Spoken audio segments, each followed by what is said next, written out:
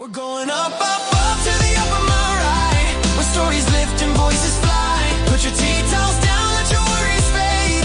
Open the gates, let the memories cascade. In this podcast world, we give it our best. So grab your cup or come say hi, no jest. We're going up to the Upper Marae, where conversations flow and spirits can't lie. Kia ora and welcome to the Upper Marae with me, your host, Dr. Alexander Stevens II. In this episode, we're continuing the theme of celebrating Men's Health Week 2026. I continue to have my co-host with me, Chris Hennessy. Kia ora and bula, Chris. Bula.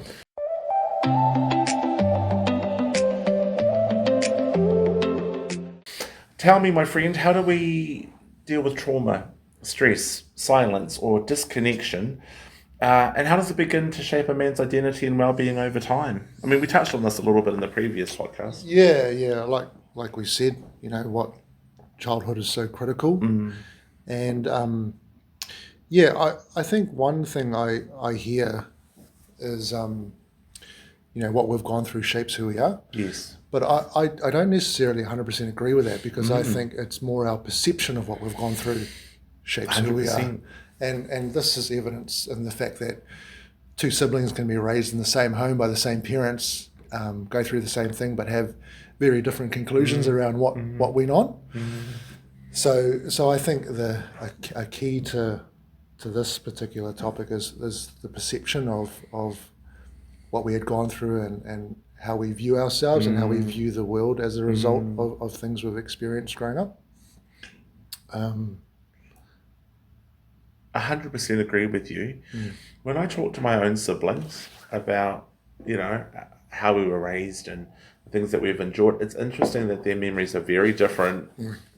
You know, I've often spoken about this, you know, for transparency. Part of my role growing up was to hide all my siblings under the bed when, if dad was going to get into a rage and hit mum. So part of my role was about hiding anything that could be used against her or myself and getting them as far away as possible, but they don't remember any of that. And so when they kind of talk to me, I'm like, actually, that's not how I recall it very differently. And also the age doesn't kind of add up with what they're saying. So sometimes I think about some of the experiences that we were raised with that's led to these kind of complex disconnection stuff. And I think you've really hit the nail on the head. It is about perception and what do we do with it. So given that, what did you do with some of your, I mean, not all of it was bad, I would imagine, but, but when it wasn't the greatest, what did you do to find a way forward? Yeah, so like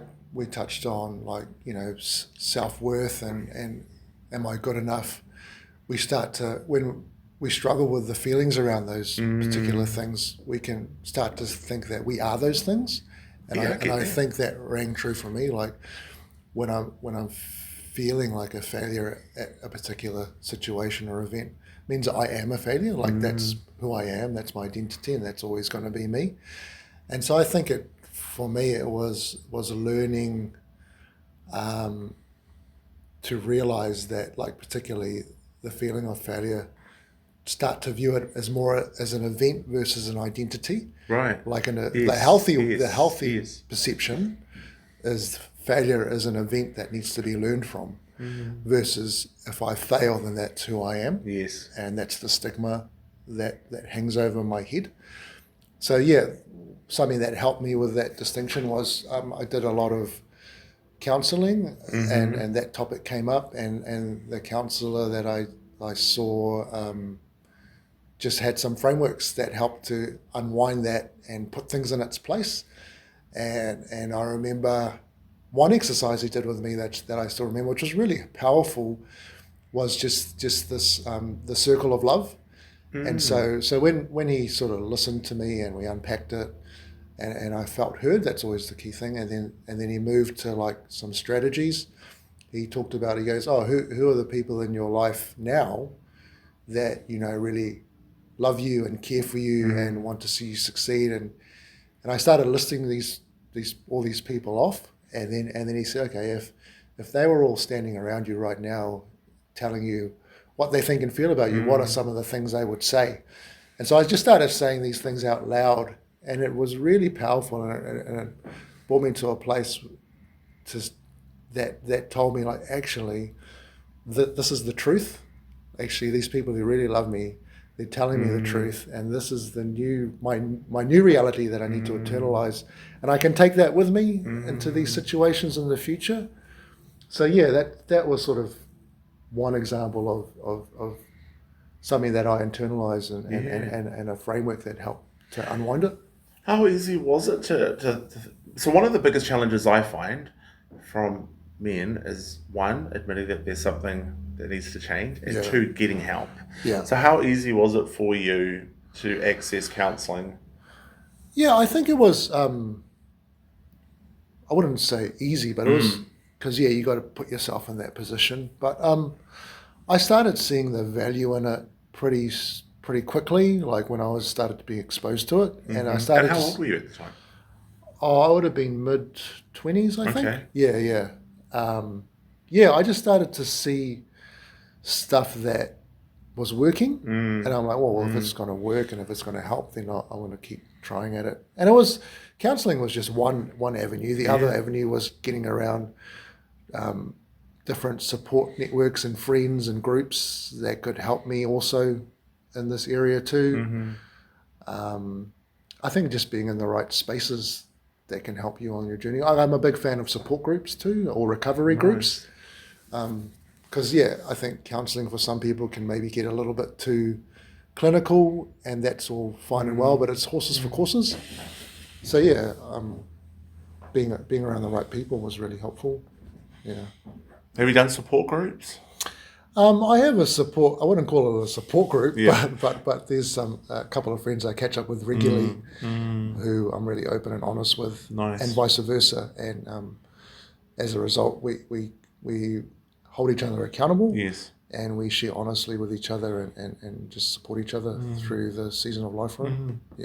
Every Monday I head from Auckland down to Thames after my main job at AUT, it has to be said, and for the last 2 years I've been co-facilitating a men's group called Tāne Whakapiripiri, which is being supported by they're going to kill me for the Pākehā version, but basically it's Women's Refuge in Hauraki have created a space for men to come through. Good. And I absolutely agree with you that men, there are men that attend their group I know would struggle to do individual counselling. It's not their jam. But as a collective, they're much more likely to. And so I've really seen growth and development from where they were, to where they are now, and the openness and transparency. And I guess for me, looking at, how we're talking about silence and disconnection, I think as they've been able to vocalise and realise it, lots of their narratives that they've been holding has started to shift and change. Their partners have also been able to see a shift and change as well. And one of the things that I've always thought was quite interesting was how do we, because we're talking about narratives, how do we shift the narrative when they've always been seen as this person compared to who they are now? Because people just always look back. Yeah, that's. I don't think there's one pathway there. I think we're all, journey on different timelines. Sure. What might have worked for one person might not necessarily worked for the other. So I think there's a bit of trial and error there. But I think the group setting, if we think particularly about our Māori and Pacific, we're big on family and community within our cultures, and so I think when you get aside other men that you can see yourself in, and even before, we spoke about when I started sharing a little bit about myself, then you're like, oh, that's not too dissimilar to me, and you don't feel so alone when you hear someone has a similar story to you, and then it's like, oh, how did you work through that? And it just kind of, I guess, in a natural way, it comes out, and you're able to kind of journey together in some of those instances. So yeah, I think just getting along to the right space and hearing other people's stories is really powerful, and like I said, it can mean you're not alone. Yes. But it also can give you strategies around how others dealt with it too. So how do you support your own staff around leadership when it comes to trauma stress, that kind of thing? Yeah, that's a great question. Thank you. For those in leadership and pressured roles, we made counselling free and available to them. Wow. Yeah, so Wow. that's an initiative I put forth, and it was never forced. It was just there in the background for them to use. Like EPA? Or? Yeah, Right. yeah, confidentially if they wanted to, but nothing forced or anything like that. So there was that. There's also just the checking in casually too. I think a good leader is someone that kind of takes the time out to know their team, to ask about their family, to notice things that might not be right. Yes. Well, men do have high rates of suicide, you know, in this country, and so I think those things that you're saying might seem small, but when you actually stack them up and you check in on a person and you're in that moment, you know, with them, creates connection. When you show that, I mean, you talked about being seen, I talk about being seen, heard and valued, you know, then that then kind of connects again. So then hopefully multiple connections create bridges for our men to go over. Yeah. The other thing I was thinking about as I was listening to you is I often say to men that fear of success can be scarier than fear of failure, because for so many of us, fear of failure is just BAU. Yeah. But what would it actually look like to succeed in the thing that you want to do? So, for example, and this isn't academically, so you'll have to bear with me while I geek out, but, you know, for many of our men that I support doing their masters and or PhD, they're often the first in their family. Yeah. They're often fathers, they're husbands. They've got expectations, obviously, to do your 40 to 50 hour job, then be a father, then be a partner, and then somehow try to manage this study stuff. And so when they finally get across the line, it really is quite a big deal, you know, for them, because for them, you know, they don't have other inspirational people to kind of look to. It's often forging the path. Yeah, right. You know, and I guess within your own self, would you say that you are similar in that you've had to forge this path, you know, to support your sons walking through, or do you continue a legacy that's been pre-built for you? What does that look like for you? Yeah, like when I reflect back on, I guess, probably my grandfather. I mean, he had a great work ethic, and that's probably something I got from him. But a lot of the stuff like I value now around that I'm trying to pass on to my son that we've spoke about, it's kind of stuff I've had to learn along the way, and I think it's been, I guess, pretty divine, the different males that have come into my life, and I guess set an example, and different people that even people I get to work with too, like those that own the business. I find them really inspirational, and they've, you know, obviously we run a business together, but they're also good friends outside of that, and so I learned a lot of them, and I guess the healthy backgrounds they've come from, and I've been able to learn off them. So yeah, I've been really fortunate in my journey to come across different men along the way that have been inspirational, that have given me the time of day to sit down with me and I could pick their brain, ask them questions, learn from their journeys too. So probably more of that for me. Right. Yeah. What are some of the key messages, I suppose, to help men to think about whether they want to do counselling or attend a support group? I think for me, it's leading by example, and then when they inquire, it's like, well, these are the things that helped me, they may help you, and then just, I guess, nudging them or saying, oh, this is a place that I went, or this is a person I saw, or this is what I did, you might consider it. That is different to my approach. I was like, chair, door, window, pick an option as to what you want to do. Yeah, so that's probably would be my approach. And then unfortunately, it's that old, like, they're going to have the proverbial come to Jesus moment. Come to Jesus moment. That's going to be the title of this podcast. Thank you. Come to Jesus. Around like nothing else has worked. I need to try something different.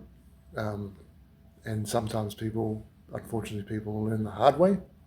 Yes. Yeah, and that's just the reality of life.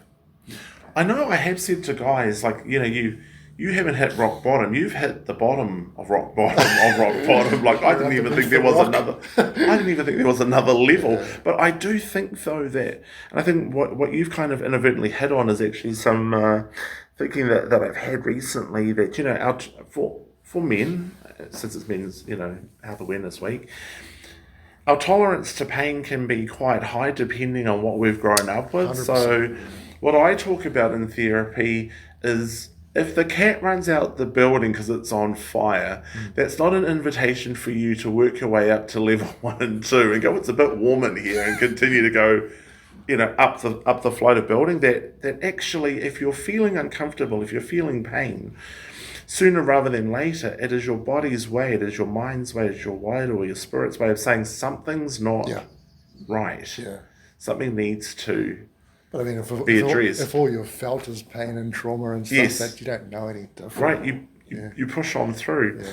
I've also had friends who have had like fractured fingers, broken fingers, and rather than go to the hospital, they've just shown me this finger that seems to be greeting me in an abnormal direction, and then there's, what am I going to do with this?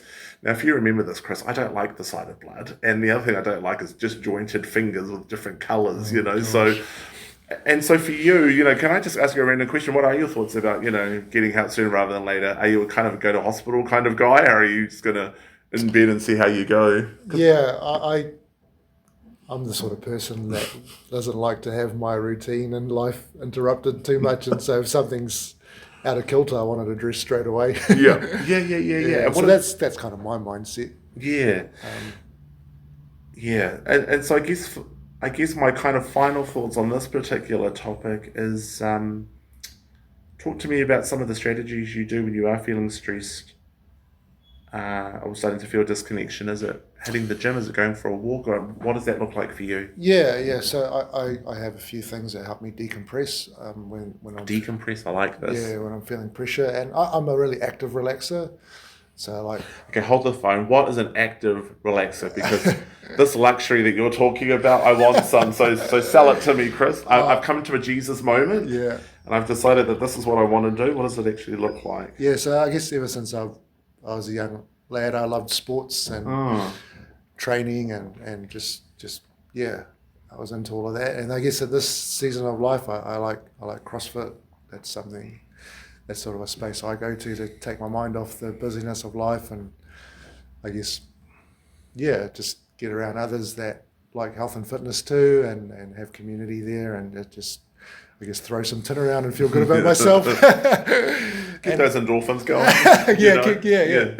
So that, and but not only that, like I love going, it's beautiful outside today, and to go for a walk in like somewhere like Cornwall Park on a day like this is really, I really enjoy that, grabbing a coffee at the same time. What is your affinity with Cornwall Park? Because whenever you've asked me to go for a walk, it is based in Cornwall. I'm close to there. Oh, I see. Yeah. I see. So that's why. But and things of that nature, I like going for a run now and then if I'm not doing anything else. So those sorts of things, like I guess they're more part of my rhythm. And then if I'm really under the pump and feeling pressure, I might reach out to a friend that I know is someone I can sit with and just share with, or a mentor too. And often I walk away from those meetings feeling better or having a different perspective. And then there's just the basics, like just rest and just taking it easy and just pulling back a little bit and making the most of my weekends, not filling it too much. Yes. So those are just a few things that help me decompress with, I guess, the pressure and feelings of stress. I know that when I'm working with our guys, I'll actually ask them how much sleep are they getting. I don't even ask any other question. Yeah. And if they tell me it's less than 4 hours, then that will be the primary thing, is actually how do we get you to have 100%. a bit more sleep before we can do any other kind of work. You talked about keeping your weekends relatively free. Yeah, well, I do the complete opposite. So now I'm thinking I might have to look at doing some of that. But I think for me, when I'm feeling stressed or disconnections, I just have to be really careful in those moments. So I don't respond to emails. I don't respond to text messages because it shapes. My feeling is once you throw something out there, it's out there, right?